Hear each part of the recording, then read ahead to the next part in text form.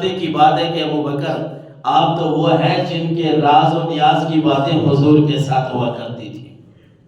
آج کسی کے گھر میں اگر کوئی نیک بندہ آ جائے نا، یا کوئی بڑا بندہ کہ اہل دنیا کی بات ہم کریں، بڑا خوش ہوتے ہیں، ہم بڑے خوش ہوتے ہیں کہ آج یار میرے گھر نا وہ فلاں اللہ کا نیک بندہ آیا تھا۔ ہم پھر مثالیں دیتے ہیں، لوگوں کو فون کرتے ہیں، دوست احباب کو بتاتے ہیں کہ آج میرے گھر اگر دنیا کی بات کرے تو آج میرے گھر بھائی وہ فلاں ممبر صاحب، فلاں MP آیا تھا۔ لیکن ابو بکر وہ خوش نصیب آدمی ہیں کہ حضور صلی اللہ علیہ وسلم صبح شام، روزانہ صبح یا شام ابو بکر کے گھر تشریف لے جایا کرتے تھے۔ ام المومنین حضرت عائشہ صدیقہ فرماتی ہیں لم اعقل ابویہ الا وہما یدینان الدین، کہ جب سے میں نے ہوش سنبھالا ہے نا، میں نے اپنے والدین کو دیکھا ہے جب وہ کلمہ انہوں نے نہیں بھی پڑھا تھا،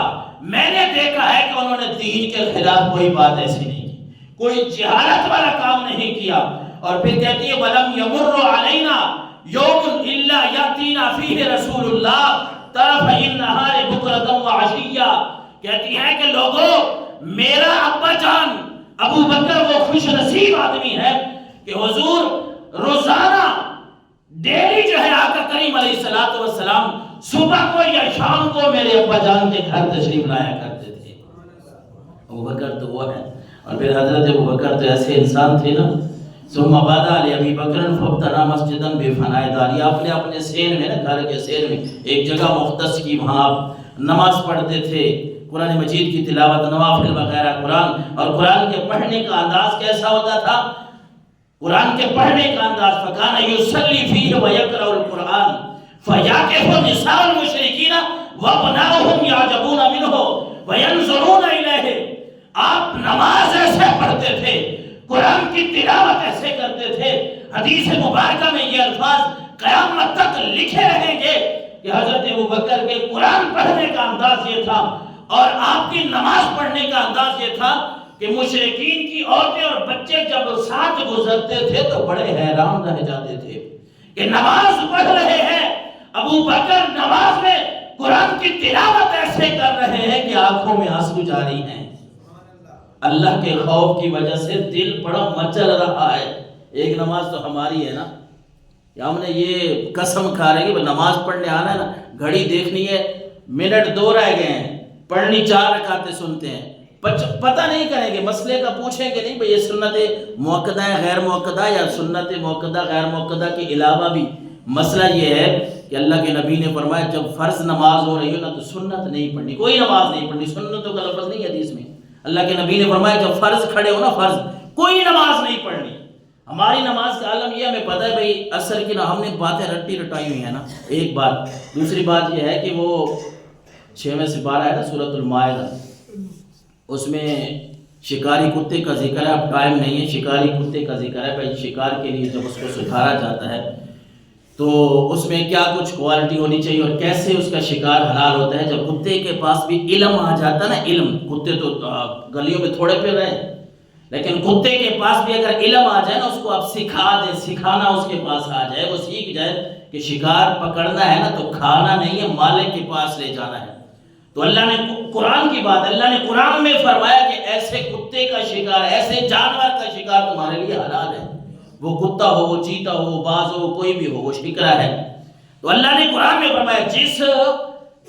علم کی بات کر رہا ہوں کہ جس جانور کے پاس، جس پرندے کے پاس علم آ جائے نا، سیکھ لے وہ، اور وہ تمہارے لیے شکار کر لے تو وہ خود نہ کھائے، وہ حلال ہے۔ یہاں نا مفسرین نے بڑی بات کی ہے، وہ کہتے ہیں بغیر علم کے اگر صوفی بنو گے نا تو جاہل بن جاؤ گے۔ علم نہ ہو اور بندہ اپنی طرف سے ڈھکوسلے مارے، میں نے یہ کام کرنا ہے، وہ میں عرض کر رہا تھا بھائی ہم نماز کے لیے آئیں گے نا، کسی بھی مسجد میں جاتے ہیں، 2 منٹ رہ گئے، ایک ہماری نماز ہے، 2 منٹ رہ گئے، 1.5 منٹ ہم 2 رکعتوں کی 4 رکعتوں کی نیت کر لیں گے۔ بھائی اللہ کے نبی نے فرمایا ہے بھائی فرضوں میں ملنا ہے، باقی نماز نہ پڑھیں۔ نہیں بھائی وہ میں نے سن رکھا ہے کہ ان 2 رکعتوں سے جی عمرے کا ثواب ملتا ہے۔ اچھا عمرے کا جو ثواب ملتا ہے تو نماز پڑھے، جو نماز تو پڑھ رہا ہے اس کا عمرے کا ثواب ملے گا۔ اللہ اکبر کیا، سبحانک اللہم پورا نہ پڑھا، آگے پتہ نہیں سورہ فاتحہ پڑھ رہا ہوں، ساتھ ہی دوسری سورت ملائی، رکوع میں گیا پتہ نہیں کیا پڑھ رہا ہوں، یعنی شربر کر کے بس ہم نے وہ کاؤنٹ کرنی ہے کہ 2 پڑھنی ہے یا 4 پڑھنی ہے، اس کو نماز کہتے ہیں؟ ارے نماز تو وہ ہے کہ اللہ کی بارگاہ میں بندہ کھڑا ہونا، قرآن کی تلاوت نماز میں ایسے کر رہا ہو کہ مشرکین کی عورتیں اور بچے بھی دیکھتے ہیں ابو بکر کو نماز کے اندر قرآن کی تلاوت کرتے ہوئے، وہ بھی بڑے حیران ہوتے ہیں۔ اور صرف حیران